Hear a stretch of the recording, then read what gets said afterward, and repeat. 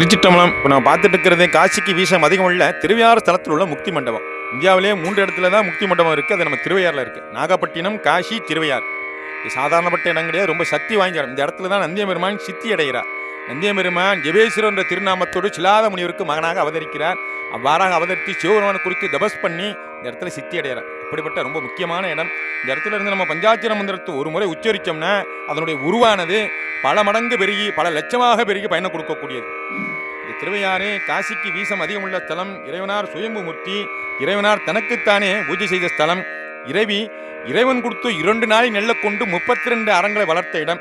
நந்தியபெருமான் அவதரித்த ஸ்தலம். ஈஸ்வர பட்டம் பெற்ற ஸ்தலம். நந்தியபெருமான் குளம்படியில் பொன்னும் பொருளும் கிடைத்த ஸ்தலம். சுந்தரமுக்தி நாயனாருக்கு காவிரி கரை ஒதுங்கிய ஸ்தலம். அப்பருக்கு கைலை காட்சி கிடைக்கப்பட்ட ஸ்தலம். சப்த ஒளி பிரகாரம் உள்ள ஸ்தலம். 27 நட்சத்திரங்களுக்குரிய மரங்களும் 108 வில்வ மரங்களும் கொண்ட ஸ்தலம். வடகைலாயம் தென்கைலாயம் உள்ள ஸ்தலம். ஆட்கொண்டார் சந்நிதி உள்ள ஸ்தலம். திருச்சி